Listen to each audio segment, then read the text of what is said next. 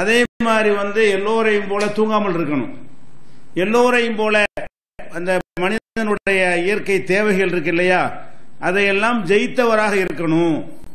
அந்த நிலையை அடைவதுதான் அமல்களுடைய இலக்கு என்று அதிகமான மக்கள் நம்புகிறார்கள். ஆனால் இஸ்லாத்தை பொறுத்த வரைக்கும் மனிதனுக்கு உள்ள இயற்கையான தேவைகள், இயற்கையான நிகழ்வுகள், இயற்கையாக அவனிடத்தில் ஏற்படக்கூடிய நோய் நொடிகள், இதையெல்லாம் யாராலையும் எந்த காலத்தையும் வெல்லவே முடியாது. அப்படி ஒரு தன்மையை அல்லாஹ் மனித சமுதாயத்திற்கு வழங்கவே இல்லை. அப்படி வழங்குவதாக இருந்தால் நபிமார்களுக்கு அல்லாஹ் வழங்கியிருப்பான். ஏனென்றால் நபிமார்கள் தங்களை அல்லாஹ்வுடைய தூதர் என்று போய் மக்கள்கிட்ட சொல்றாங்க. அப்படி சொல்லும் போது மக்கள்லாம் என்ன திருப்பி கேட்டாங்க, நீ என்ன அல்லாஹ்வுடைய தூதர்ங்கிற, எங்களை மாதிரி நீ சாப்பிடுற, எங்களை மாதிரி நீ அருந்துகிறாய், எங்களை மாதிரி கடை வீதிகளில் போய் நடமாடுகிறாய், உன்னை எப்படி நாங்கள் இறை தூதரின் நம்புவது? இப்படித்தான் மக்கள் எதிர்பார்த்தாங்க. இப்ப நபிகள் நாயகம் ஸல்லல்லாஹு அலைஹி வஸல்லம் அவங்களா இருந்தாலும், அவங்களுக்கு முன்னால் அனுப்பப்பட்ட நபிமார்களா இருந்தாலும் மக்கள்கிட்ட எப்படி இருந்தாங்கன்னா மனிதராகத்தான் இருந்தாங்க.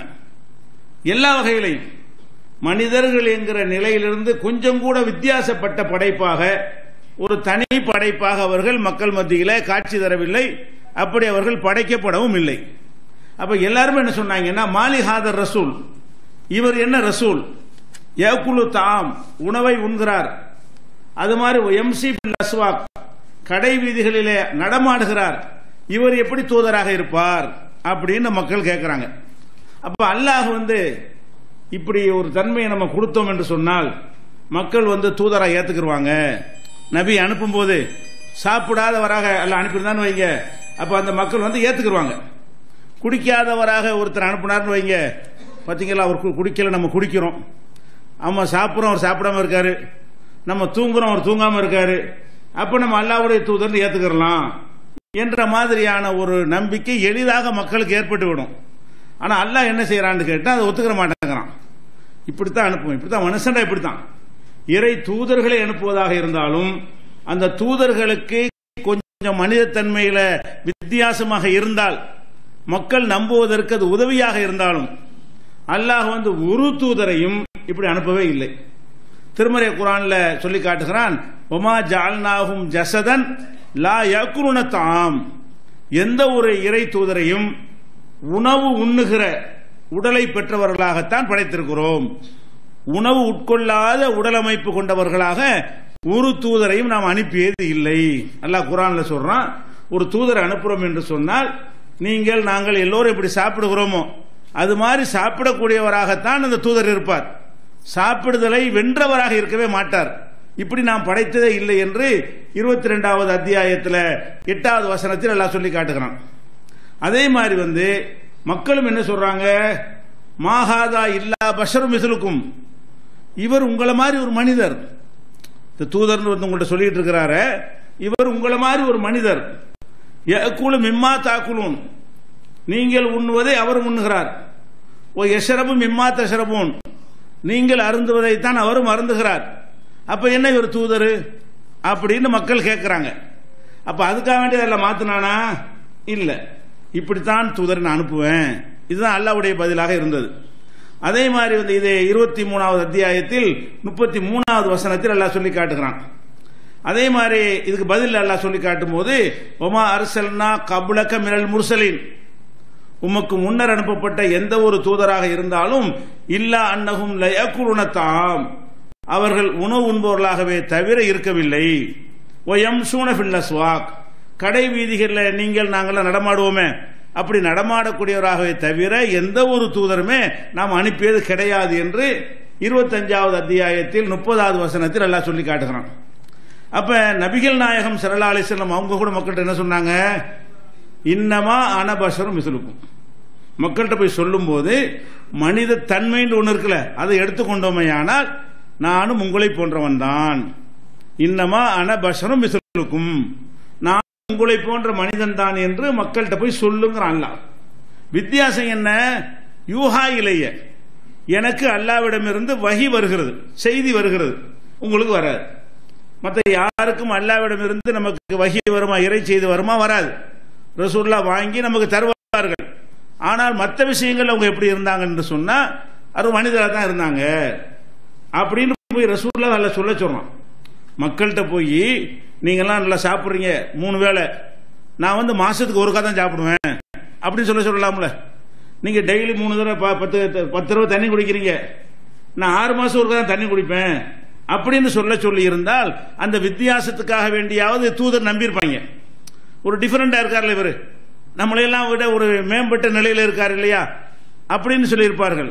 ஆனால் நபிகள் நாயகம் ஸல்லல்லாஹு அலைஹி வஸல்லம் அவர்கள் வந்து நான் உங்களை போன்ற மனிதன் தான். அப்படின்னா என்ன அர்த்தம்? மனித தன்மையை வந்து எந்த ஒரு இபாதத்தின் மூலமும் வெல்ல முடியாது. இபாதத்துகளால் மனித தன்மையை வெல்லுவதுதான் அது அமலு. இல்லாட்டி அந்த அமல் சரியில்லைன்னு நினைச்சமையானால் அதுக்கு மார்க்கத்தில் எந்த விதமான ஆதாரமும் கிடையாது.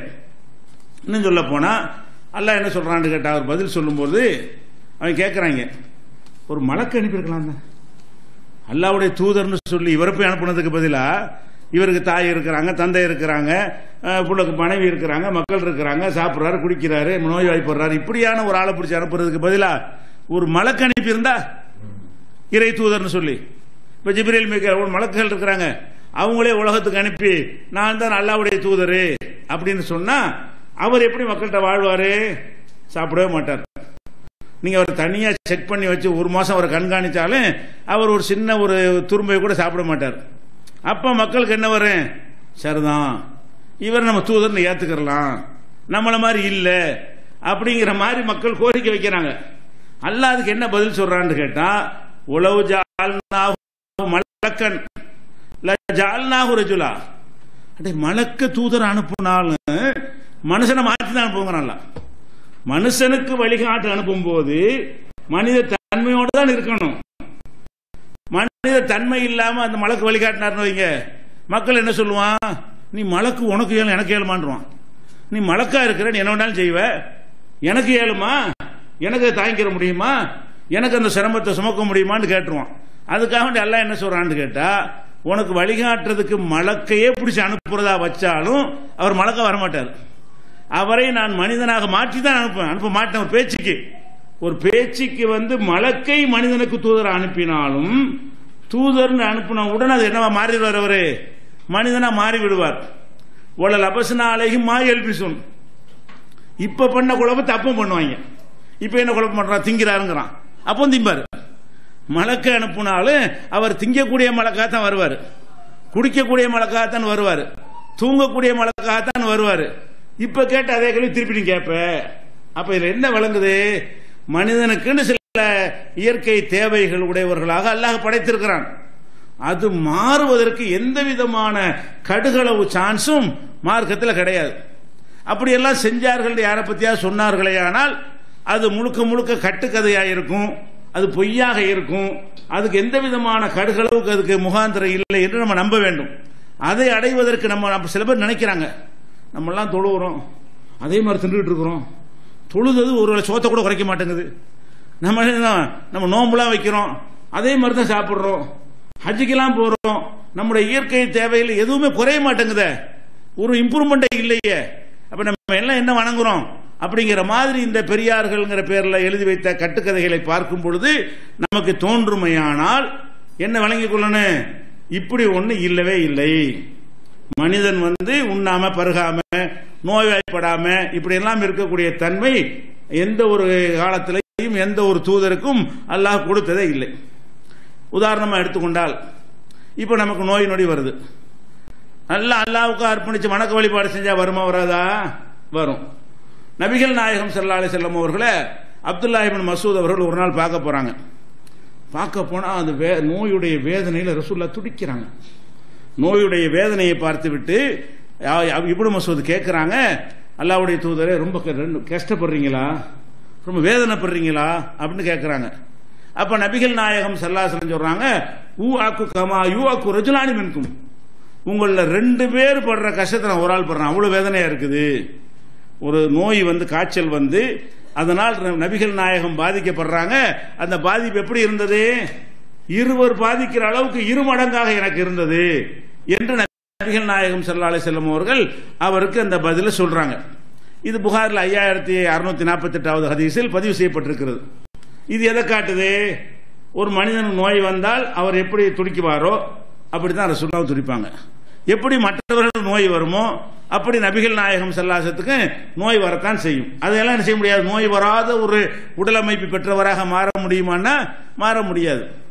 அவங்க நபிகள் நாயகம் ஸல்லல்லாஹு அலைஹி வஸல்லம் வாழ்ற காலத்தில் ஒரு ஆம்பளை பிள்ளை தான் அதில் கொடுத்துருந்தான், இப்ராஹிம் அவர்களை. அந்த இறை தூதரான பிறகு இப்ராஹிம் அவர்கள் மரணித்த உடனே நபிகள் நாயகம் அப்படி கண் கலங்குறாங்க, கண்ணீர் சொட்டு சொட்டா வடிகிறது. அப்ப சொல்றாங்க, அல்லைனு ததுமவு, கண்கள்ல ரத்த கண்ணீர் வடிகிறது. ஒரு கல்பு யஹுசுனு, உள்ளம் வந்து வேதனைப்படுகிறது. ஓ இன்னாலி ஃபிராக்கிக யா இப்ராஹிம் ல மஹ்சூனுன், இப்ராஹிமே உன் பிரிவை தாங்க முடியாம நான் கவலைப்படுறேன், எனக்கு தாங்க முடியாம இருக்குதுங்கிறாங்க. இது மனித தன்மை. என்ன தன்மை? எனக்கு ஒரு இழப்பு வந்தால் எனக்கு தாங்க முடியாது, உங்களுக்கு இழப்பு வந்தால் உங்களுக்கு தாங்க முடியாது. நீங்களும் நாங்களும் நேசிக்கக்கூடிய ஒருத்தர் இறந்துட்டாருன்னு சொன்னா அது கண்டிப்பா நம்மளை எல்லாம் பாதிக்கும். அந்த மாதிரியான பாதிப்பை எல்லாம் ஜெயித்து அது உங்களுக்கு இபாதத்தில் ஊறி போய் கரை கண்டவர்களுக்கு கிடையாது அப்படின்னு இருக்குமையானால் நபிகள் நாயகம் ஸல்லல்லாஹு அலைஹி வஸல்லம் அப்படி இவ்வளவு வேதனைப்படுறாங்க, கண்ணீர் வடிக்கிறாங்க. அப்ப கேட்கிறான், அல்லாஹ்வுடைய நீங்களும் அழுவுறீங்க. அப்ப ரசூலுல்லாஹ் என்ன சொல்றாங்க, அல்லாஹ் வந்து எல்லா உள்ளங்கள்ல வந்து இறக்க குணத்தை வைத்திருக்கிறான், யாரா இருந்தாலும் அது இருக்கிறவன் அழுவதான் செய்வான், நான் அதுல ஒருத்தன் தானே என்றுதான் பதில் சொன்னார்களே தவிர நான் எல்லாம் அதுல ஜெயிச்சவன் அப்படின்னு சொல்லல. நபிகள் நாயகம் ஸல்லல்லாஹு அலைஹி வஸல்லம் அவர்கள் உஹது போர்ல பல் உடைக்கப்பட்டு கன்னத்தில் காயம் ஏற்பட்டு பயங்கரமான வேதனைக்கு உள்ளாக்கப்பட்டார்கள். இதெல்லாம் பட்டவுடனே ஊதி விட்டு போயிட்டாங்களா? எவ்வளவு கடுமையான வார்த்தையை பயன்படுத்தினாங்க. இந்த மாதிரி ஒரு நபிக்கு ரத்த சாயத்தை பூசிட்டீங்களா, நீங்க ஜெயிப்பீங்களா என்கிற அளவுக்கு ரசூல் ஸல்லல்லாஹு அலைஹி வஸல்லம் அவர்கள் கோபப்படுற அளவுக்கும் கொந்தளிக்கிற அளவுக்கும் அந்த பாதிப்பு இருந்தது.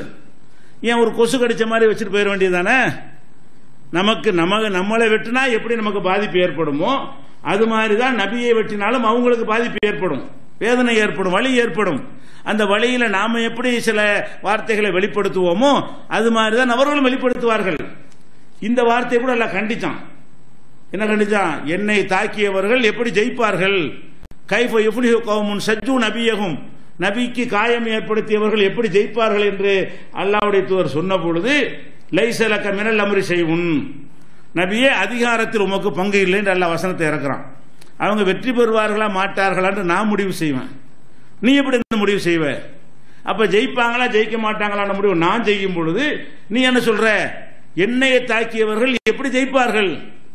அப்ப நீ இறைவனா நான் இறைவனா என்று கடுமையான கோபத்தோடு அல்லாஹ் அந்த வார்த்தையை கண்டித்தான் வருகிறது. அது டாபிக் இல்ல. டாபிக் என்னவென்று சொன்னால் வேதனை ஏற்பட்டதா இல்லையா? பிள்ளை இறந்தா வேதனைப்படுறாங்க, காய்ச்சல் வந்தா வேதனைப்படுறாங்க, பசிச்சா சாப்பிட்றாங்க. ஒரு நாள் வர்றாங்க உச்சி வெயில், வெளியே வரும்போது அபூபக்கர் உமர் அதே மாதிரி வெளியே வர்றாங்க. அவங்க ரெண்டு பேரையும் பார்க்கறாங்க. என்னப்பா இந்நேரத்தில் என்ன எங்க வந்திருக்கிறீங்க அப்படின்னு கேட்ட உடனே பசிக்கு தான் வந்தோம், பசிக்குன்னா ஏதாவது வேலை கிடைக்குமா ஏதாவது கிடைக்குமான்னு வந்தோம், தேடி வந்தோம். அப்ப ரசூல் ஸல்லல்லாஹு அலைஹி வஸல்லம் சொல்றாங்க, நீங்க எதுக்கு வந்திருக்க? அதுக்கு நானும் வந்திருக்கிறேன், எனக்கும் பசி தான் அப்படின்னு சொல்லி ரசூல் ஸல்லல்லாஹு அலைஹி வஸல்லம் செய்றாங்க. பசிச்சு வெளியே வர்றாங்க. பசித்து வீட்டில் தாங்க முடியாத ஒரு அளவுக்கு தாங்கி கொண்டார்கள். தாங்க முடியாத நிலை வரும்போது என்ன செய்யறாங்க? பசிக்கு வெளியே போனால் ஏதாவது உணவு கிடைக்குமான்னு வர்றாங்க. அதே நோக்கத்துக்காக வேண்டி அபூபக்கர் உமரும் நிற்கிறாங்க. சரி வாங்க, ஒரு அன்சாரி தோழர் இருக்காரு, அவர் ஒரு தோட்டம் ஒன்று வச்சிருக்காரு, அவர் வர சொல்லியிருப்பாரு நினைக்கிறேன். ரசூலா போக மாட்டாங்க, இல்ல யாசகம் மாதிரி வந்துடும். அப்ப நம்ம அந்த தோழரை போய் பார்க்க போவோம் அப்படிங்கிறதுக்காக வேண்டி ரசூல் ஸல்லல்லாஹு அலைஹி வஸல்லம் அவர் விருந்துக்கு வாங்கன்னு கூப்பிட்டுருக்காரு. அதுக்காக வேண்டி ரசூல் ஸல்லல்லாஹு அலைஹி வஸல்லம் பசி வந்த உடனே அந்த பசியை கவனத்தில் கொண்டு புறப்பட்டு போறாங்க. அபூபக்கர் உமரோட போனா வீட்டுக்கு போனா அவர் வெளியே போயிட்டாரு. அவங்க ஒய்ஃப் மனைவி தான் இருக்கிறாங்க. எங்க உங்க வீட்டுக்காரர் எங்க? அவர் வெளியே போயிட்டார், நீங்க ஏறிங்க அப்படின்னு சொன்னோன்னா கொஞ்ச நேரத்தில் வந்துடுறாரு. வந்து நபிகள் நாயகம் ஸல்லல்லாஹு அலைஹி வஸல்லம் பார்த்த உடனே இந்த மாதிரி ஒரு கண்ணியமான விருந்தாளிகளை அல்லாஹ் எனக்கு இப்ப தந்திருக்கிறான், நீங்கெல்லாம் எனக்கு விருந்துக்கு வந்தது சாதாரண விஷயமா என்று சொல்லிவிட்டு உடனே வேகமாக போய் மரத்தில் இருந்து பேரிச்சங்குலையை ஏத்துக்கிட்டு வர்றாரு. அதில் நல்ல கனிஞ்சு போன கனிகள் இருக்கிறது, செங்காய் இருக்கிறது, ஒரு அரைப்பழமா இருக்கும்ல அது எல்லாம் கொத்துல அப்படி இருக்கும். அப்படி கொண்டு வந்து இதை சாப்பிடுங்க முதல்ல அப்படின்னு சொல்லி கத்தியை எடுத்துக்கிட்டு ஆட்டை இருக்கிறதுக்கு போறாரு. நிறைய ஆடுகள்லாம் அவர்கிட்ட இருக்குது. அப்ப ரசூல் ஸல்லல்லாஹு அலைஹி வஸல்லம் என்ன செய்யறாங்க, நீ ஆட்டு இருக்க போற, நல்ல பால் கறக்கிற ஆட்டுக்குன்னு அறுத்து விடாத, அது உங்களுக்கு யூஸ் ஆகும், சாதாரண ஆட்டை பார்த்து அறுத்துட்டு வாப்பாங்கிறாங்க. கத்தி எடுத்துன்னு விளங்கிட்டாங்க, இவர் விருந்துக்காக ஆட்டை இருக்க தான் போறாருன்னு சொல்லி. அப்ப அவர் போய் என்ன செய்யறாரு, ஒரு ஆட்டை பிடிச்சிருந்தா அறுத்து ரசூலுல்லாஹ்க்கு விருந்தை கொடுக்குறாரு. ஒரு ஆட்டை ரசூலுல்லாஹ் சாப்பிட்டு இருக்காங்க, அபூபக்கர் உமர் சாப்பிட்டு இருக்கிறாங்க, அந்த குடும்பம் இவ்வளவுதான், இவ்வளவு பேருக்கு ஒரு ஆட்டை எடுத்து கொடுத்துருக்காங்க.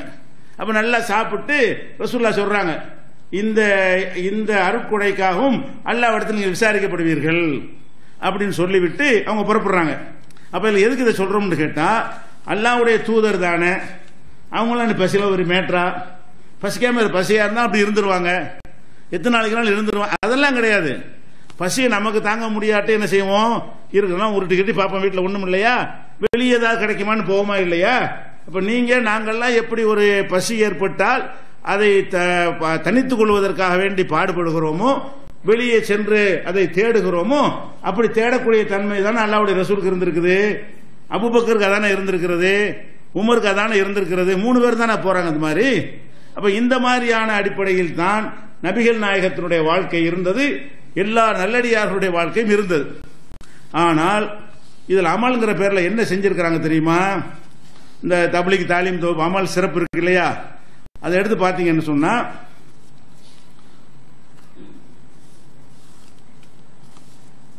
அதாவது பக்கம் இதுல இந்த பக்கத்தில் 255வது பக்கம். இதுல அப்துல் வஹாப் ஷாரானி அப்படின்னு ஒரு பெரியார், இவர் யாருன்னு உங்களுக்கு தெரியும், ஷாரானின்னு யாருன்னு உங்களுக்கு என்ன செய்யும், இவர் தான் இந்த அவுலியா கதையெல்லாம் எழுதி வச்சவாரு. ஏற்கனவே உங்களுக்கு அந்த அர்த்தம் செஞ்சா பரிசு தருவோம்ல, அந்த அந்த ஆசாமி தான் இவர், இவரை பெரியார் நோட்டு எழுதியிருக்கிறாங்க. இந்த அப்துல் வஹாப் ஷாரானி என்பவர் என்ன செய்யறாருன்னு கேட்டா, அதாவது நோன்பு நேரத்தில் நம்ம சாப்பிட்றோம்ல, சஹர் நேரத்தில் வயிறு நிறைய சாப்பிடக்கூடாது என்று உடன்படிக்கை, சஹர்ல உடன்படிக்கை நம்ம எடுத்து எடுக்கப்பட்டிருக்கிறது அப்படிங்கிறார். யார் எடுத்துன்னு தெரியல. சஹர் நேரத்தில் அதிகம் சாப்பிடக்கூடாது என்று நம்மிடத்தில் உடன்படிக்கை எடுக்கப்பட்டிருக்கிறது. நம்ம ரொம்ப சாப்பிடக்கூடாது, நிறைய சாப்பிட்டு வந்தால் என்ன நன்மை, நோன்பு வச்சதுக்கு என்ன நன்மை, அதே அளவு கணக்கு வந்துருமா இல்லையா. நோன்பு வைத்து விட்டு நோன்புல அதே அளவுக்கு சாப்பிட்டீங்கன்னு சொன்னா நோன்பு இல்லாத காலத்துக்கு நோன்புக்கு என்ன டிஃபரெண்ட் என்ன அப்படின்னு சொல்லி இவர் ஒரு தத்துவத்தை சொல்றாரு. அப்படின்னா என்னன்னு கேட்டா, நோம்பாளியா இருக்கிறவன் சாப்பாடு அளவு வச்சுதான் அதில் கணக்கெடுப்பான். அளவா முக்கியம், சாப்பாடு கண்டிப்பா நோம்புல ஜாஸ்தியா தான் சாப்பிடுறோம். நோன்பு இல்லாத காலங்களில் சாப்பிடுவதை விட செலவு நமக்கு ஜாஸ்தியா நோம்புல தான் ஆகுது, நிறைய வெரைட்டியா சாப்பிடுறோம். அது போக பல வகைகளா சாப்பிடும் போது அது நோம்புல நன்மை இல்லாம போச்சான். ஏன்னா நோன்பு காலத்தில் அதான் சாப்பிடுறீங்க, போன மாசம் அதான் சாப்பிட்டீங்க, நோன்பு கொண்டு என்ன தியாகம் என்ன பண்ணீங்க, நோம்புனா கொஞ்சம் கூடுதலா தியாகம் பண்ணணும். நோம்புல அதுக்கு முன்னாடி அரைக்கப்படி அரிசி சாப்பிட்டா நோம்புல அதுல பாதி தான் சாப்பிடணும். இப்படிங்கிற மாதிரி ஒரு தத்துவத்தை சொல்லி இப்படி எங்கள்கிட்ட உடன்படிக்கை எடுக்கப்பட்டிருக்கிறது அப்படின்னு அந்த பெரியார் சொன்னார்னு சொல்லி எழுதி வச்சுக்கிறாங்க. இப்படி எங்கேயாவது மார்க்கத்தில் இருக்கிறா? இந்த அளவா கணக்கு, நோம்புடைய அந்த அல்லாஹ் கடமையாக்கணும் அதுவா கணக்கு.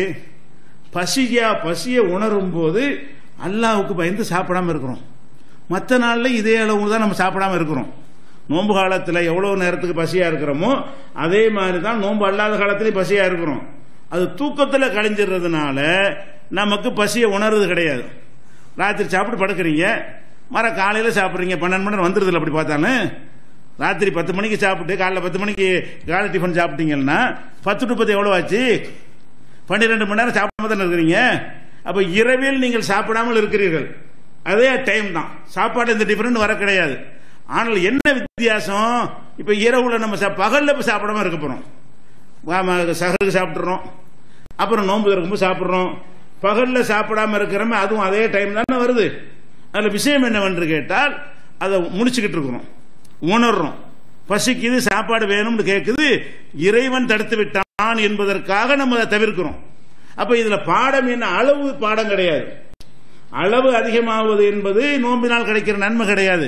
நீ எவ்வளவு அளவு வேணாலும் சாப்பிட்டு, குறை வேணாலும் சாப்பிட்டு போ. மேற்று என்ன, இறைவன் தடை செய்து விட்டான் என்று சொன்னால் நான் தண்ணீர் கூட குடிக்க மாட்டேன், தாகமாயிருந்தாலும் நான் தண்ணீர் குடிக்க மாட்டேன், பசியா இருந்தாலும் சாப்பிட. அதான் அல்லாஹ் சொல்றான் குர்ஆன்ல, லஅல்லக்கும் தத்தக்கும், இரையச்சம் உடையவர்களாக மாறுவதற்குத்தான் உங்களுக்கு நோன்பு கடமையாக்கப்பட்டிருக்கிறது. அதே போல நோன்பு திறக்கிறோம். நோன்பு திறக்கிறதுக்கு ரசூலுல்லாஹ் என்ன சொன்னாங்க? விரைந்து நோன்பு திறக்கணும். அதை லேட் பண்ணா அது நன்மையான செயல் இல்லை. லா யஸாலுன நாசு பிகைரின் மா அஜ்ஜலுல் ஃபித்ர. நோன்பு திறப்பதை விரைந்து செய்யும் பொழுதுதான் மக்கள் நன்மை செய்கிறார்கள். விரைந்து அசருக்கு தொடர்கிறது இல்லை. நோன்பு திறப்பதற்கு சூரியன் மறைந்த உடனே இன்னும் கொஞ்சம் ஆவட்ட பாத்துக்கிறோம் அப்படின்னா மார்க்கத்தில் குற்றமாயிரும். சூரியன் மறைஞ்சிருச்சுன்னு சொன்னா உடனே என்ன செய்யணும்? நோன்பு திறந்து விட வேண்டும். அப்ப நம்ம அதிக நன்மை அடையணும்னு சொல்லி நம்ம 6:30 மணிக்கு பதிலா 7:30 மணி திறக்கலாமா? அது திம்முருண்டு எல்லாம் எடுத்துக்கிறோம். இது என்ன பெரிய விஷயம்? இதுக்கு மேல நான் இருப்பேன் அதான் அர்த்தம். அது 6:30 மணி என்ன 7:30 கூட நான் சாப்பிடுவேன், 8:30 கூட சாப்பிடுவேன்னா நீ அல்லாவுக்காக சாப்பிடல, நீ அல்லாவுக்காக அந்த தியாகத்தை பண்ணல. நோன்பு வேகமா திறக்கும்போது என்ன அர்த்தம் ஆகுதுன்னா, இறைவா நான் ஒரு பலவீனமானவன், என்னால எல்லாம் சாப்பிடாம இருக்க முடியாது, நீ சொன்னதுக்காக நான் கட்டுப்படுத்தி இருந்தேன், நீ சொன்ன டைம் முடிஞ்சு போச்சு, இனிமே எவனுக்காக கட்டுப்படுத்த மாட்டேன், தின்னு விடணும், வேக வேகமா போய் சாப்பிடணும். அப்ப வேக வேகமாக அந்த நோன்பு திறக்கும் பொழுது ஹைரில் இருக்கிறீங்க, நன்மையில் இருக்கிறீங்க அப்படின்னு சொல்லும் பொழுது இவங்க நோன்புக்காக வேண்டி ரொம்ப திங்காதீங்க. வணக்கம் என்றால் எல்லாத்தையும் குறைக்கணுமா என்று அல்லாஹ் உடன்படிக்கை எடுத்தால் இருக்கிறாங்க. அல்லாஹ்வுடைய ரசூல் இப்படி நமக்கு சொல்லி தர்றாங்க. இன்னும் சொல்ல போனால் இப்ப மகரிபில் நோன்பு திறக்கிறோம். நோன்பு திறக்கும் பொழுது தொழுகை ஜமாத் நடக்கும். இப்ப சரியான பசியா இருக்குது. இப்ப ஜமாத்துல போகணுமா சாப்பிடணுமா? சாப்பிடணும். என்ன சொல்றாங்க? உணவு வைக்கப்பட்டு விடுமையானால், உங்களுக்கு நாட்டம் இருக்குமையானால், இக்காமத்து சொல்லப்பட்டாலும் முதல்ல உணவை சாப்பிடுங்க. அப்ப இந்த மார்க்க நமக்கு என்ன சொல்லுகிறது? இயற்கையை உனக்கு வெல்ல முடியாது, அந்த பசியை யாராலும் ஜெயிக்க முடியாது, அதற்கான வாய்ப்பு வந்துருச்சுன்னா என்ன செய்ய வேண்டியது? சாப்பிட வேண்டியது. இப்படி சொல்லும் பொழுது இந்த மாதிரி சஹரு அதிகமாக சாப்பிட்டால் அதுல என்ன நன்மை? அதிகமாக சாப்பிட்டால் நோன்பே கிடையாதுங்கிறாங்க. அப்ப நோன்புனா என்ன செய்யணும்? அந்த தன்மையிலிருந்து நம்ம மாற்றம் அடையணும் என்று ஒரு கருத்தை விதைக்கிறார்கள். சஹல் இப்னு அப்துல்லா அப்படின்னு ஒருத்தர் இருந்தாராம் இதே புக்கில், பக்கம் 255. இவர் 15 நாளைக்கு ஒரு தடவை சாப்பிடுவாராம். சஹல் இப்னு அப்துல்லா என்பவர் சாப்பிடுறது எவ்வளவு நாளைக்கு? 15 வக்துக்கு இல்ல, 45 வக்து 15 நாளைக்கு. 45 வேளை உணவுக்கு பதிலா ஒரு வேளை உணவு சாப்பிடுவாரு. அதுக்கப்புறம் 15 நாளைக்கு 45 வேளைக்கு உணவே சாப்பிடவே மாட்டாரு. இப்படி இருக்குமா? இவர் பெரிய இறை வணக்கத்தில் திளைத்து போனதுனால இவருக்கு இந்த பவர் வந்துருச்சான். எந்த பவர்? சாப்பிடுதல் என்பது ஒரு மேட்டரே கிடையாது. அவங்களுக்கெல்லாம் திக்ரு தஸ்பீகே சாப்பாடு. அப்படி அவங்களுக்கு எது சாப்பாடு? திக்ரு தஸ்பீக், அதுவே சாப்பாடு மாதிரி ஆயிருமா? அப்ப 15 நாளைக்கு ஒரு தடவை தான் சாப்பிடுவாரு. அதே நேரத்தில் ரமலான்ல மட்டும் இந்த சஹர் செய்யுங்கன்னு இருக்குதுல, அதனால ஒரு பிடி சாப்பிட வரான், எஞ்சி போயிட்டு வரான். என்ன சஹர் செய்யுங்கன்னு? இப்ப ரமலானுக்கு சஹர் செய்யுங்கன்னு இருக்கிற மாதிரி தான் குர்ஆன்ல குழு வஷரபு வலா துஸ்ரிஃபுன்னு இருக்குது. உண்ணுங்கள் பருகுங்கள் வீண் விரயம் செய்யாதீர்கள் எல்லா காலத்துக்கும் உள்ள கட்டளை தானே அது. ரமலானுக்கு சஹர் கட்டளை இருக்குது, மற்ற நாள்ல சாப்பிடுற கட்டளை இருக்கா இல்லையா? ரமலானுக்கு சஹர் கட்டளை இருக்கிற மாதிரி நீங்கள் சாப்பிடுங்கள் குடியுங்கள் கட்டளை இருக்கா இல்லையா? அத்தாமஹும் மின் ஜூஇன் வஆமனஹும் மின் ஹௌஃப். அந்த மக்காவாசிகளை பற்றி அல்லாஹ் சொல்லும் பொழுது லிஈலாஃபி குரைஷின், இந்த குறைஷிகளுக்கு அல்லாஹ் அருள் செஞ்சிருக்கிறான். எப்படி அருள் செஞ்சுக்கிறான்? அத்தாமஹும் மின் ஜூஇன், பசியின் போது அவர்களுக்கு உணவளித்தான். வஆமனஹும் மின் ஹௌஃப், அச்சமற்ற ஒரு இல்லமாக அமைத்து அவங்களை பாதுகாத்தான் என்று அல்லாஹ் சொல்லி காட்டுகிறான். அவ பசிக்கு உணவளித்தது ஒரு பெரிய பாக்கியமாக அல்லாஹ் சொல்லி காட்டுகிறான். இவங்க என்ன செய்யறாங்கன்னு கேட்டா சாப்பிடவே மாட்டாராம். அது போக சஹருக்கு தான் சாப்பாடு, நோம்பு திறக்க அதுக்கு சாப்பிட சொல்லி சஹர் இல்லையில, அதுக்கு தண்ணி மட்டும் குடிச்சுக்கிடுவாராம். இந்த பெரியாரு சஹல் இப்னு அப்துல்லாங்கிறவர் காலமெல்லாம் 15 நாளைக்கு ஒரு வேளை சாப்பிடுவாரு. 15 நாள் வரைக்கும் ஒரு சாப்பிட்டாருன்னு சொன்னா 15 நாள் வரைக்கும் எதுவுமே சாப்பிட மாட்டாராம். நோம்பு காலம் வந்துருச்சுன்னு சொன்னா ஒரே ஒரு கவலை உணவை வாயில போட்டுக்கிறாராம். அது சஹர் சுண்ணத்துங்கிறதுனாலயும். நோம்பு திறக்கிறதுக்கு தண்ணி மட்டும்தான், நோம்பு திறக்கிறது மட்டும்தான் தண்ணீர் மட்டும். 30 நாளைக்கு தண்ணி மட்டும் தான் நோம்பு திறக்க, எதுவுமே சாப்பிட மாட்டாராம். இப்படி எல்லாம் இருந்திருக்கிறார்கள். நாம அதுக்கு கதை அதுல பில்டப் கொடுப்பாரு, நாமெல்லாம் பாருங்கள் எப்படி வகை வகையாக சாப்பிடுகிறோம் இப்படின்னு சொல்லி மார்க்கத்தில் எது ரசூலுல்லாஹ் போய் எப்படி ஒரு ஆட்டு 5-6 பேர் சேர்த்து சாப்பிட்டு வந்திருக்கிறாங்க, பேரிச்சங்குழையே காலி பண்ணி இருக்கிறாங்க. ரசூலுல்லாஹ் வறுமையில இருந்தாங்கன்னா இல்லாததுக்கு இருந்தாங்க. வறுமையில இருந்தாங்கன்னு சொன்னா ஒரு ரொட்டியை சாப்பிட்டாங்க, அதெல்லாம் இருக்குது. எல்லா சஹாபியும் இப்படி இருந்தாங்களா? வசதி உள்ள சஹாபாக்கள் நல்லா சாப்பிடத்தான் செஞ்சார்கள். ரசூலுல்லாஹ்வுடைய பொதுவான வாழ்க்கையில கஷ்டப்பட்டார்கள் என்று சொன்னால் அவங்களுடைய வருமானம் அவ்வளவுதான், இருக்கிறதை கொண்டுதான் வாழ முடியும், பிச்சை கேட்க முடியாது. அதனால அவர்கள் குறைவாக சாப்பிட்டு இருக்கிறாங்க. ஒருவேளை சாப்பாடு மறுவேளைக்கு இல்ல, வீட்டுக்கு டெய்லி கேட்கத்தானே செய்யறாங்க. வருவாங்க வீட்டுக்கு, ஹல் இந்தக்கும் செய்வுன், சாப்பிட ஏதாவது இருக்குதா கேட்பாங்க. மனைவிமார்கள் இருக்குதுன்னு சொன்னா ஒன்னாவது வைங்கம்பாங்க, இல்லைன்னு சொன்னா அப்ப நோம்பா இருந்துக்கிறேன். காலையில சுபு தொழுதுட்டு வந்தார்களே ஆனால் ஏதாவது இருக்குதான்னு கேட்பாங்க. இருக்குன்னு சொன்னா சாப்பிடுவாங்களாம், இல்லைன்னா நோம்பா வேஸ்ட் தானே, நோம்பா இருந்துக்கிறோன்றாங்க. அப்ப கேட்கத்தானே வர்றாங்க, வீட்டில் ஏதாவது இருக்கான்னு தானே தேடி இருக்கிறாங்க, இல்லைங்கிறது தான் நோம்பு வச்சிருக்கிறாங்க. அப்ப ரசூல் ஸல்லல்லாஹு அலைஹி வஸல்லம் வறுமையா இருந்தாலும் உண்மை. ஆனால் அதெல்லாம் எதனால என்று கேட்டா அவங்கள்ட்ட இல்ல, அவங்கள்ட்ட அந்த உணவு வசதி போக்குவரத்து இல்லாத காரணத்தினால் ஒரு தண்ணியை மட்டும் குடித்துக்கொண்டு பேரிச்சம்பழத்தை சாப்பிட்டு கொண்டு அது மாதிரி எல்லாம் மாவை உருட்டி பிசைஞ்சு அதை சாப்பிட்டு கொண்டு இதெல்லாம் இருந்தார்கள் என்பது அது உண்டு. அப்படி ஒரு நிலையை அல்லாஹ் நம்ம வறுமையில் ஆக்கிவிட்டால், வறுமைக்காண்டி நீங்கள் அப்படி இருந்தால் குற்றம் இல்லை என்ற உள்ளது அவ்வளவுதான் அப்படின்னு சொல்லி வாழ்ந்து அது குற்றம் இல்லை. ஆன்மீகத்தின் பெயரால் அது ஒரு அமல் மாதிரி ஆக்குனா குறைக்கணும், அது நல்லது, ரொம்ப திங்கக்கூடாது அப்படின்னு சொல்வார்களே. ஆனால் அதுக்கு எந்த ஹதீஸில் ஆதாரம் இருக்குது? இல்ல. இன்னும் சொல்ல போனால் பக்கம் 261 ஒரு பயானே பண்றாரு, நோன்பு துறக்கும் போது ரொம்ப சாப்பிடக்கூடாது அப்படின்னு சொல்லி இந்த புஸ்தகத்தில் பக்கம் 261 எடுத்துக்கிட்டீங்கன்னா, நோன்பு துறக்கும் பொழுது நம்ம என்னென்னலாம் சாப்பிட்றோம், இப்படி எல்லாம் இது பண்றோம், முஸ்தீப் எடுக்கிறோம், அப்படி இப்படின்லாம் போட்டு என்ன செய்யறாரு அந்த பண்ணி நீங்க இந்த பெரியார்களெல்லாம் ஆதாரம் காட்டி நோன்பு துறக்கும் போது நீங்க அதிகம் சாப்பிட்றாதீங்க, சாப்பாட்டை குறைங்க அப்படின்ட்டு. அதே மாதிரி பக்கம் 262 இதே புக்கில் பிஸ்ருல் ஹாபின்னு ஒருத்தர் இருந்தாராம். எப்படிப்பட்ட கிறுக்கு பேரெல்லாம் இருந்திருக்கான்னு வாங்கிங்களேன். என்ன செஞ்சிருக்காருன்றா, குளிர்காலம் வரும்ல, குளிர்காலம் வந்தோடனே அந்த குளிருக்குள்ள சட்டையெல்லாம் வேணும்னு கழட்டி போட்டு வரோம். குளிர்ல நடுங்கணும், குளிர தாங்கணும், குளிர ஜெயிக்கணும்னு சொல்லி அந்த சட்டைகளை குளிர் சட்டை போடுறது குளிரை தடுக்கிறதுக்கு தான். இவர் என்ன செய்வாராம், குளிர்காலம் வந்த உடனே குளிருக்கு உள்ள ட்ரெஸ் எல்லாம் கழட்டி போட்டுட்டு அந்த பணியில விடவிடத்து நின்றுகிட்டு இதான் அல்லாவுக்கு செய்யற தியாகம்னு செய்வாராம். அல்லாவுக்காக வணக்கம் செய்யற விதம் எப்படின்னு கேட்டா குளிர்காலத்தில் இந்த மாதிரி இருக்கிறது. ஆனால் அல்லாஹ் என்ன சொல்றான், மூசா நபி மனைவியை கூட்டிட்டு போறாங்க, கல்யாணம் பண்ணி அவன் மனைவி அழைச்சிட்டு போகும் பொழுது அவன் சரியான குளிர்ல குடும்பத்தெல்லாம் நடுங்குறாங்க. ஒரு மலையில ஒரு நெருப்பு மாதிரி தெரிகிறது. மூசா நபி என்ன செய்யறாங்க, மனைவிட்ட இன்னி ஆனஸ்து நாரன், அங்க ஒரு நெருப்பு தெரிகிறது, நீங்க இங்கே இருங்க, அதுல இருந்து ஒரு தீப்பந்தத்தை எடுத்துட்டு வர்றேன், நம்ம குளிர் காய்வோம். இந்த குளிரை தப்பித்துக் கொள்வதற்காக வேண்டி எவ்வளவு ஒரு முஸ்தீப் எடுக்கிறாங்க, பொண்டாட்டி பிள்ளை விட்டு போய் அங்கேருந்து நெருப்பு பந்தம் வருதான்னு பார்த்து அதில் ஒரு தீப்பந்தத்தை எடுத்து வர்றேன். நம்ம அந்த கால தீப்பெல்லாம் கிடையாதுல, நெருப்பு வேணும்னா எங்கேயாச்சும் நெருப்பை எடுத்துட்டு கொளுத்தினா தான் நெருப்பு கிடைக்கும். அப்ப தீப்பந்தத்தை நான் எடுத்து வருகிறேன் என்று சொல்லி மூசா நபி போனார்கள் குரான்ல அல்லாஹ் சொல்லி காட்டுறான். இது எதை காட்டுது, குளிர்னா குளிர்ல இருந்து நம்ம காப்பாத்திக்கிறேன்னு. இன்னும் அல்லாஹ் குரான்ல சொல்லி காட்டுறான், சராபியில தகிக்குமுல் ஹர்ர, உங்களுக்கு வெப்பத்தை தாங்குகிற ஆடைகளை வழங்கி இருக்கிறோம் அல்லாஹ் சொல்றான். வெப்பம் வந்துச்சுன்னா அதை தாங்குகிற ஆடை, குளிர் வந்தால் குளிரை தாங்குகிற ஆடை எல்லாம் உங்களுக்கு நாம் வழங்கி இருக்கிறோம் அப்படின்னு அதை ஒரு பெரிய பாக்கியமாக அல்லாஹ் சொல்லி காட்டுகிறான். பெரியார்கள் என்ன செய்யறாங்கன்னு கேட்டா மனித இயல்பை மீறுற விஷயம் இது. குளிர் வந்தால் போத்துதான் இயல்பு. குளிர் தாங்க முடியாத குளிர் வறுமையானால் இருக்கிற ட்ரெஸ்ஸுக்கு மேல ஒரு போர்வையை போத்திக்கிட்டான்னா மனுஷன், இருக்கிறதையும் கூட கழட்டி போட்டு எரிஞ்சிட்டு சட்டை கழட்டி உட்காந்துருந்தாண்டே மனுஷனாயவன். அப்ப மனிதத்தன்மைக்கு அப்பாற்பட்ட ஒரு நிலைமை பெரியார்களுக்கு வரும்டா என்ன அர்த்தம், மனிதத்தன்மைக்கு அப்பாற்பட்ட ஒரு நிலையை பெரியார்கள் அடைவார்கள் என்று சொன்னால் இப்படி எல்லாம் இருக்கவே இல்லை. ரசூல் ஸல்லல்லாஹு அலைஹி வஸல்லத்துக்கு இரண்டாவது வந்த வஹியே என்ன, யா அய்யுஹல் முஸம்மில், போர்வை போத்தி கொண்டிருப்பவரேன்னு கூப்பிடுறான்ல. விடவிடத்து போய் ரசூலுல்லாஹ் போர்வை போத்திட்டு இருக்கும் பொழுது அல்லாஹ் எப்படி கூப்பிடுறான், யா அய்யுஹல் முஸம்மில், போர்வை போத்தி கொண்டிருப்பவரே.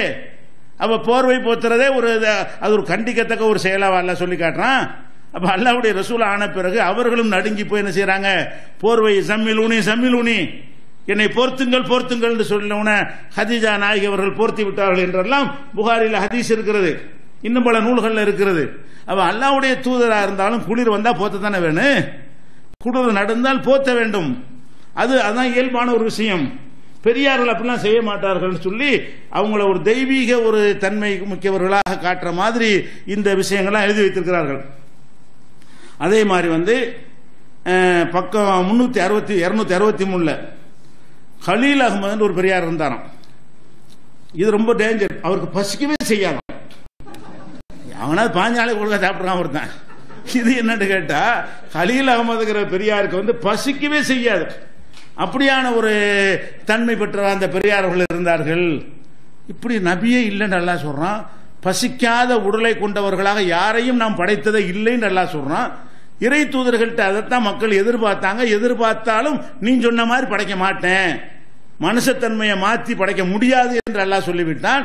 இவருக்கு பசிக்கவே செய்யாது. இந்த மாதிரியான ஒரு தன்மை. சஹர் இஃப்தாருக்கு மட்டும் என்ன செய்வாரா, நோன்பு வருதுல 1.5 ரொட்டி தான் சாப்பிடுறான். ஒரு ரொட்டி ஒரு பாதி ரொட்டி, அதுதான் சஹருக்கு இஃப்தாருக்கு சேர்த்து முக்கா ரொட்டி நினைக்கிறப்ப 1.5 ரொட்டியைத்தான் சஹருக்கும் இஃப்தாருக்கும் பயன்படுத்திக் கொள்வார்கள். அது முரண். பசிக்கவே செய்யாது, அப்புறம் என்ன 1.5 ரொட்டி எதுக்கு அப்படி எழுதி வச்சுக்கிறாங்க. இதெல்லாம் எதுக்குன்னு கேட்டா அது அவர்கள் ஒரு இமேஜ் அப்படி உண்டாக்குறது. நம்ம மாதிரி அவர்கள்லாம் இருந்தார்கள், இப்படி எல்லாம் நீங்கள் இருக்கிறீர்களா இப்படிங்கிற மாதிரி சொல்லி நம்ம செய்யற அமல் எல்லாம் ஒன்றும் சரியில்லைங்கிற மாதிரி, தப்பான அமல் மாதிரி, இந்த அமல்லாம் அல்லாட்ட ஏற்றுக்கொள்ளப்படாத மாதிரி நமக்கு ஒரு ஒரு பயங்காட்டி விடுற காட்சி நம்ம பார்க்கணும்.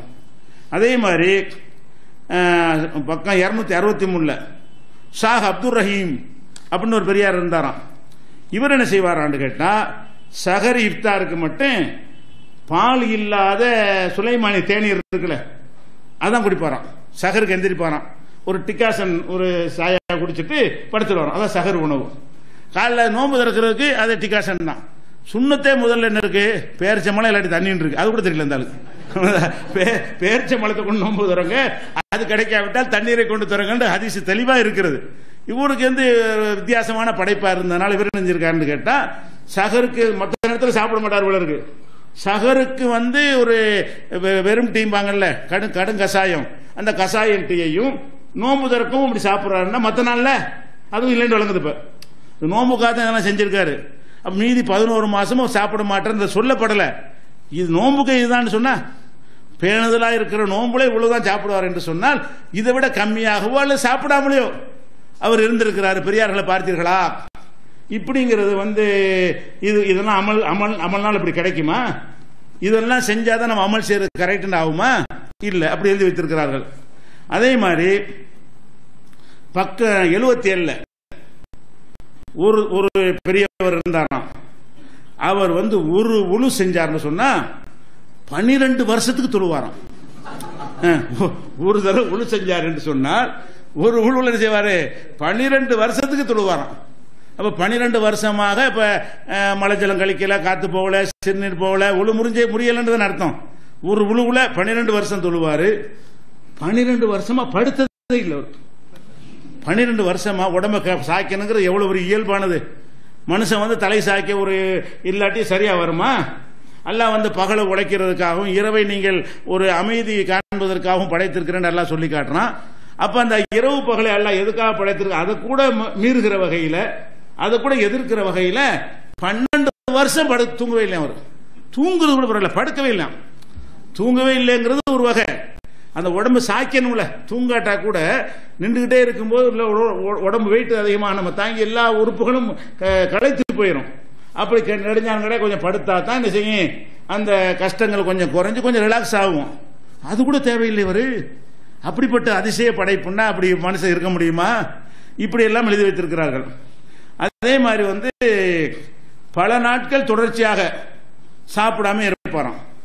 எத்தனை நாள்னு போடல, பல நாட்கள் தொடர்ச்சியாக சாப்பிடாமல் இந்த பெரியார் இருப்பாரு.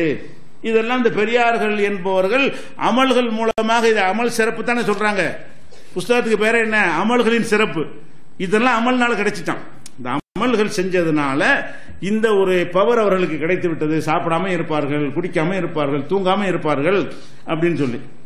சாயிதும் பக்கம் 80 சாயித் இப்னு முஸையப் இவரெல்லாம் நல்ல பெரியார். இவர் அவரையும் எழுதியிருக்காங்க. இவரெல்லாம் பெரிய உண்மையில வாழ்ந்த ஒரு அறிஞர், மார்க்க அறிஞர், விற்பனராக இருந்தவர், ஹதீஸ் கலையில் ரொம்ப மதிக்கத்தக்க ஒரு பெரியார் தான். கதை இது போய் அவர் பெரியாரா இருந்த நிஜம்.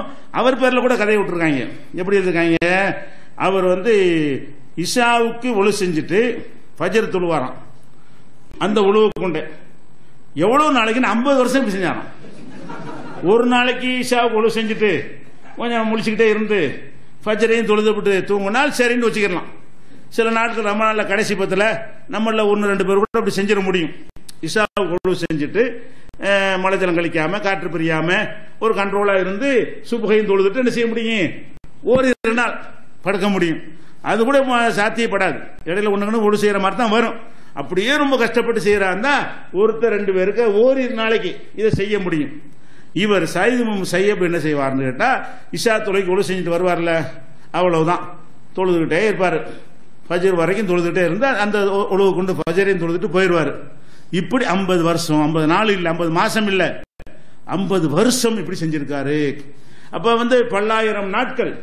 அப்ப பல்லாயிரம் நாட்களாக இவர் இஷாவுக்கு செஞ்ச ஒழுவை கொண்டு ஃபஜர் தொழுதாருன்னா தூங்கலன்னு அர்த்தம். தூங்கினத ஒழு போயிருமே. இஷாவுக்கு ஒழு செஞ்சுட்டு அந்த ஒழுவுலையே ஃபஜரையும் தொழுதால் இவர் தூங்கவில்லைன்னு அர்த்தம் வருதா இல்லையா? தூங்குனா ஒழு இருக்குமா? அப்ப ஒழு தூங்கலன்னு ஆயிடுச்சு. மலைஜலம் கூட கழிக்கலன்னு ஆயிடுச்சு. அப்ப இரவுல ஒரு நாள் கூட யூரின் வரவே வராதா? இன்னைக்கு ஒரு 2 நாளைக்கு கூட வந்துடாதா? அப்ப ஒழு செய்யற மாதிரி ஏற்படாதா? சரி, இப்படி 50 வருஷமா ஒருத்தர் செஞ்சார்னு எழுதுறா இருந்தா எப்படி ஒருத்தர் எழுத முடியும்? கூடவே இருந்தா 50 வருஷம் இருந்தாலும் 50 ஒரு ஆள் இப்படிதான் நடந்தான்னு ஒருத்தரை பத்தி எழுதுறதா இருந்தா 24 மணி நேரம் அந்த எந்த வேலையும் பார்க்காம இவர் என்ன செய்யறான்னு இப்படி உட்காந்துட்டு அதை விட இவன் சாதனை பண்ணிருக்காப்ப. அந்த ஆள் சாதனையை விட 50 வருஷம் இப்படி ஒருத்தர் செஞ்சாருன்னு சொல்லி ஒருத்தர் சொல்ல முடியுமா? கொஞ்ச நேரம் ஒருத்தரை பார்த்திருப்பீங்க, அவ்வளவுதான் இருக்க தெரியுது. 50 வருஷம், ஒரு வருஷத்துக்கு ஒருத்தர் உங்களை பார்த்துட்டு இருக்க முடியுமா? அதே வேலையே என்ன? இவர் 50 வருஷமா இரவுல தூங்குறாரா ஒழு செய்யறாரான்னு பாக்குறது தான். அப்ப இஷாவுக்கு பிறகு அவரோட உட்கார்ந்து டெய்லி ஃபஜ்ர் வரைக்கும் டெய்லி என்ன செய்யணும்? அவரை பார்த்துக்கிட்டே இருக்கணும். இது எப்படிங்கிற இது எப்படி ஒருத்தர் சொல்ல இயலும்? முதல்ல அப்படி அவர் நடந்துச்சாங்கிற ஒரு விஷயம். இது மாதிரியான விஷயங்களை அறிவிக்க இயலுமா? முதல்ல இது யாருப்பா கண்டுபிடிக்கிறது?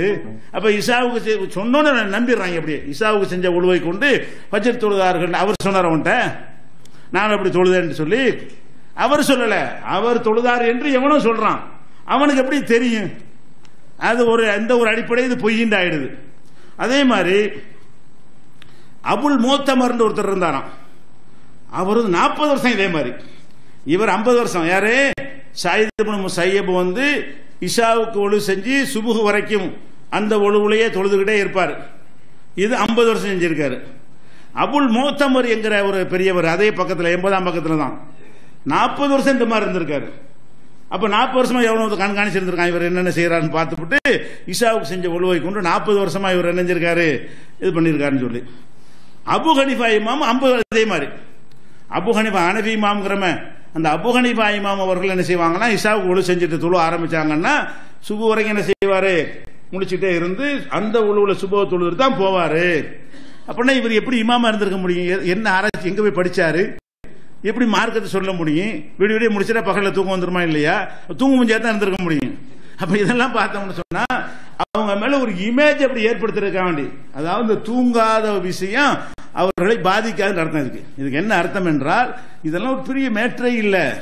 தூங்காட்டி இருக்க முடியாது. எங்களுக்கு 50 வருஷம் தூங்காம இருப்போம், 50 வருஷம் மலைஜலம் கழிக்காம இருப்போம் இரவுல. அந்த மாதிரியான ஒரு தன்மை படைத்தவராக இவர்கள் இருந்தார்கள் என்று சொன்னா இது எப்படி இது அமலுக்கு சிறப்புக்கு சம்பந்தம் என்ன இருக்கு? அமல்களின் சிறப்புன்னு புத்தகம் போடுறீங்க, இதை உட்காந்து அல்லாஹ்வுடைய பள்ளியில உட்காந்து கட்டாயமா படிக்கிறீங்க, இதன் பக்கம் மக்களை வாங்கன்னு அழைக்கிறீங்க. அழைச்சிக்கிட்டு போய் தொழுகை அழைக்கிறான்னு போனா இந்த கதை தான். தொழுகை அழைக்கிறான்னு போனீங்கன்னா உங்க மூளையில எப்படி ஏத்திடுவாங்க, எப்படி அந்த பிரியார் அப்படி இந்த பிரியார் இப்படின்னு அப்படியே சிந்திக்கிற திறனை மழுங்க வச்சு இப்படி ஒரு போதை மாதிரி ஆகி அப்படி இருப்பாங்க. எல்லாரும் தப்லீக்ல போன ஆளுகளை பாத்தீங்கன்னு சொன்னா ஒரு சராசரி மனிதன் மாதிரி இருக்க மாட்டாங்க. இடியே உடிச்சுன்னு சொன்னா என்ன செய்வாங்க, பாபர் மசூதி இடிச்சுட்டான்னு சொன்னாலும் அப்படியா சரி நல்லா பாத்துக்குவோம் இப்படி ஆக்கிறது. ஏன் அப்படித்தான் இவங்க காட்டுற பெரியாரெல்லாம் இருக்கிறாங்க. இந்த ஒட்டகம்லாம் ஆடு மண்ணை அறுக்கக்கூடாதான், அப்படியா அது மாதிரி தான். என்ன எதுக்கு என்ன மாதிரி ரியாக்ஷன் வரணுமா இல்லையா? அது வராது. இந்த தப்லீக்ல நீங்க போனீர்களே ஆனால் அந்த வீரியம் ரசூல் போர்க்களம் வரைக்கும் போயிருக்காங்கல்ல, அது தேவைப்படும் போது அந்த மாதிரியான வீரியம் வேகம் எல்லாமே இருக்கணும். தீமையை கண்டு தடுக்கணுங்கிற விஷயம் எல்லாம் இயற்கையா வரணும். இவர்கள் அப்படியே நம்மளை மழுங்க வைக்கிற மாதிரியான கதைகளை சொல்லி சொல்லி தொழுகையின் சிறப்பு நோம்பின் சிறப்புன்னு ஆரம்பித்து கடைசியில் எங்க கொண்டு விடுவாங்கன்னு கேட்டா, நீ தொழுகிற தொழுகை இல்ல, நீ வைக்கிற நோன்பு இல்ல, இதுதான் நோன்பு. எது? இந்த மாதிரி சகருக்கு வெறும் கிளாஸ் டீ தண்ணி குடிக்கிறது இருக்குல்ல, அது பிளேன் டீ குடிக்கிறது, அதான் நோன்புன்னு ஆக்கிடுவாங்க. இப்படி கதையை பார்க்கிறோம். அதே மாதிரி ஒரு பெரியார் இருந்தாராம், அதாவது ஒரு வாலிபர். அவர் என்ன செஞ்சாராம், கூலி வேலை செய்யக்கூடிய ஆளாம். அவரை கூலி வேலைக்கு கூட்டிட்டு வர்றாங்க. வீட்டுக்கு கூலி வேலைக்கு கூப்பிட்டு வந்தவொடனே வெளியே சாப்பிட்டு போப்பா அப்படின்னாங்களாம். இல்லை, நான் நோன்பு வச்சிருக்கிறேன், அப்புறம் சாப்பிட்றேன். அப்புறமேல நோன்பு திறந்துன்னு வந்தாராம். சாப்பிட்டவொன்னே ரூமுக்கு போனாராம். உள்ள பக்கத்து வீட்டில் ஒரு பொண்ணு இருந்துச்சான். பொண்ணு இந்த பெரியார் மூலம், சப்பானி பொண்ணாது, இந்த பெரியார் மூலமாக எனக்கு குணமாக்குனோடனே அந்த சப்பானி பொண்ணுக்கு என்ன ஆயிடுச்சான், குணமாயிடுச்சான். அவர் உள்ள இருந்து வெளியே சப்பானி பொண்ணு நடந்து வந்ததை பார்த்தோம். ஆஹா, நம்ம ரகசியம் வெளிப்பட்டுருச்சேன்னு சொல்லி அப்படி காண போயிட்டார். ரூமுக்குள்ள இருந்தவர். ரூமுக்குள்ள இருந்தவர் போய் திறந்து பாக்குறாங்களா, ஆளை காணலையாம். அப்ப ஒரு மனிதன் உள்ள போயிட்டானா வெளியே வரக்கூடிய வழியில தான் வர முடியும். கண்ணை வச்சு கதவை ஓட்ட போட்டு அப்படியா வரணும். பூட்டின கதவு பூட்டினாப்புல இருக்க, உள்ள போன ஆளை காணாமன்னு அர்த்தம். அப்ப இந்த பெரியார்கள் என்ன செய்வாங்க, ஒளி மாதிரி ஊடுருவி வெளியே வந்துருவாங்க, ஒளி மாதிரி உள்ள போயிருவாங்க. இந்த மாதிரி எல்லாம் கதை பக்கம் 76 பக்கத்தில் இருக்கிறது. அப்ப இதெல்லாம் நமக்கு என்ன சொல்லுதுன்னு கேட்டா, இந்த கதைகள் எல்லாம் அமல்கள்ல நம்ம கம்மியாக ஆக்கி, நம்ம செய்யற அமல்கள் அர்த்தமற்றதுன்னு ஆக்கி, இந்த லெவலுக்கு நீங்க அடைந்தால்தான் நீங்க அமல் செய்யறது ஆகும் என்கிற மாதிரியான ஒரு மூளைச்சலவை செய்கிற காட்சியை நம்ம பார்க்கிறோம். ஆனா அல்லாஹ் திருமறையில் எடுத்து பார்த்தீங்கன்னு சொன்னா, பகல் இரவை பத்தி சொல்றான். ஒஜால்னா ஆயத்தன் நஹாரி முபுசிரா, பகல் என்கிற அத்தாட்சியை பிரகாசமாக உங்களுக்கு ஆக்கியிருக்கிறோம். எதற்காக ஆக்கியிருக்கிறோம்? லி தபுதகு ஃபதலம் மிர் ரப்பிக்கும், உங்கள் இறைவன் அருளை தேடுவதற்காக அப்படி ஆக்கியிருக்கிறோம் அப்படிங்கிறான். கடல்ல கப்பல்லாம் மிதக்குதா இல்லையா? அப்படி மிதந்து செல்வதை நீங்கள் பார்க்கிறீர்கள். எதற்காக இந்த தன்மையை நான் கொடுத்துக்கிறேன் என்றால், லி தபுதகு மின் ஃபதலிஹி, அவனுடைய அருளை நீங்கள் தேடுவதற்காக நான் இதை வழங்கி இருக்கிறேன் அப்படின்னு நல்லா சொல்றான். ஜும்மா தொழுகை நடக்குது, தொழுதோடு ஓடுங்கிறான். இதா குதியத்தி சலாத்து, தொழுகை நிறைவேற்றப்பட்டு விட்டால் ஃபன்தஷிரு ஃபில் அர்லி, பூமியிலே பறந்து திரிந்து வபுத்தகும் மின் ஃபதலில்லா, அல்லாஹ்வுடைய அருளை தேடுங்க, சம்பாதிக்க போங்கிறான். ஜும்மாவுக்கு வாரத்துக்கு ஒருக்கா வந்தா கூட அசர் வரைக்கும் உட்கார்ந்துட்டு இருக்காத, எப்ப தொழுகை முடிஞ்சோ சம்பாதிக்க ஓடு, இப்படி மார்க்கம். இவர் எப்ப பார்த்தாலும் பள்ளியாசல கதின்னு கிடக்கிறது, சாப்பிடாம இருந்து சொல்ல வரல. இப்படியான ஒரு மார்க்கத்திலிருந்து சொல்ல போனால், யார் பொருளாதாரத்தை காத்துக் கொள்ளுகிற பொருள் கொல்லப்படுறனா ஷஹீதுங்கிறாங்க. இந்த காசு பணம் அதெல்லாம் வேணாம், எனக்கு வேணாம், அப்படிதான் இருப்பேன் அப்படின்னு சொல்றாங்கல்ல. இந்த மாதிரியான ஒரு தன்மை படைத்தவர்களாக ஆக்கிதான் நம்மளை என்ன செய்யறாங்க, தப்லீக்க கூப்பிடுறாங்க. இன்னும் சொல்ல போனா கடையை விட்டுலாம் ஒருத்தன் போறான், இப்ப கேளுங்களேன், ஏன் போறான்? தொழில் துறையெல்லாம் விட்டுங்க, வாங்க எல்லாம் பாத்துக்கிறோம்னு போயிடுறான். எதனால அப்படி போறான்? இந்த மாதிரி மூளை செலவு. அதெல்லாம் ஒன்றும் தேவையில்லைங்க, காசு பண்ண தேவையில்லை. பெரியாரெல்லாம் இருக்கல, பேர் தண்ணி குடிச்சிட்டு இருக்கலையா, பல மாசம் சாப்பிடாம இருக்கலையா, நீங்க இப்படி இருக்க மாட்டீங்களா? இப்படின்ற மாதிரி நம்மளும் அப்படி என்னைக்கா ஒரு நாளைக்கு ஆயிடுவோம். இந்த அஜர்த்து, இந்த அதில் உள்ள ஷேகுமார்கள் சைத்தானவளா இருக்காங்க. பொதுமக்களை பொறுத்த வரைக்கும் நிஜமாக இப்படி ஆயிடும்னு நினைக்கிறாங்க. அதனால ஜிப்பாவை போட்டுக்கிட்டு ஒரு தனியான ஒரு கோலத்தில் எல்லாம் ஒரு தலப்பா சுத்திட்டு போறதெல்லாம் காரணம் என்ன? என்னைக்காவது ஒரு நாளைக்கு இந்த பெரியார் மாதிரி நம்மளும் ஆயிடுவோம், அதை நோக்கி இப்ப நம்ம பயணம் போய்கிட்டே இருக்குது. இப்படிங்கிற மாதிரி ஒரு போதை ஏற்றி விட்ட காரணத்தினாலதான் உலகத்தையும் மறந்து விட்டு அப்படி தெரிகிற காட்சியை பார்க்கணும். உளவுத்துறை ரிப்போர்ட் கூட பல தடவை சொல்லியிருக்காங்க இல்லையா, தப்லீக் ஜமாத் கூட்டம் நடக்கும், என்னடா லட்சக்கணக்கில் கூடுறாங்களே, என்னடா பேசிக்கிறாங்கன்னு சொல்லி உளவுத்துறை அனுப்பி பார்க்க சொல்றாங்க. அவங்க ரிப்போர்ட் அனுப்புறாங்க. இவர்களுக்கு நமக்கு பிரச்சனை இல்லை, இவங்க வானத்துக்கு மேல உள்ளதை பத்தி பேசுவாங்க, இல்லாட்டி பூமி கீழே உள்ளதை பத்தி பேசுவாங்க, இங்க உள்ள எந்த ஒரு மேட்டரும் அவங்களுக்கு பிரச்சனை கிடையாது. இந்த அளவுக்கு ஒரு சமுதாயத்தை உருவாக்குனது எது? இந்த புஸ்தகம் தான். இந்த அமல்களின் சிறப்புங்கிற இந்த ஒரு புஸ்தகமும் இதில் பெரியார்கள் என்று சொல்லப்படக்கூடிய கதைகளும் தான் இந்த மாதிரியான ஒரு அமைப்பு உருவாக்கி இருக்கிறது. ஆக அடிப்படையில் விளங்கிக் கொள்ள வேண்டிய விஷயம், எந்த ஒரு அமலை கொண்டும் ஒரு மனிதன் என்ன செய்ய முடியாது, அவனுடைய இயல்பு இருக்குல்ல அந்த தன்மையை ஜெயிக்க முடியாது, ஒரு காலத்திலே முடியவே முடியாது. அப்படி ஜெயித்ததாக சொல்வார்களே, ஆனால் அது பொய். அந்த நிலையை அடையணும் என்பதற்கு நம்ம அமல் செய்யவும் கூடாது. அடுத்ததாக இன்னொரு விஷயத்தையும் சொல்வார்கள். நம்முடைய வணக்க வழிபாடுகள்லாம் இருக்குதுல்ல, ரொம்ப பலவீனமான வணக்க வழிபாடா இருக்கு. தொழுகையில் எவ்வளவு கணக்கு பாக்குறீங்க? அல்லாஹ்வுடைய ஞாபகம் வருதா? இல்ல, மறந்து போன கணக்கெல்லாம் தொழுகையில தான் வருது. இதையெல்லாம் சொல்லி பாத்தீங்களா, உங்க தொழுகையா தொழுகிறீங்க, தொழுகைனால் எப்படி எப்படி இரண்டரை கலந்துன்னு தெரியுமா, அந்த மாதிரி எப்படி பெரியார்கள்லாம் தொழுகிறாங்க தெரியுமா என்று சொல்லி அதை ஜெயிக்கலாம்னு சொல்றாங்க. ஒன்னு உடல் உபாதைகள் இயற்கை தேவைகளையும் ஜெயிச்சிடலாங்கிறாங்க. இன்னொன்னு என்னன்னு கேட்டா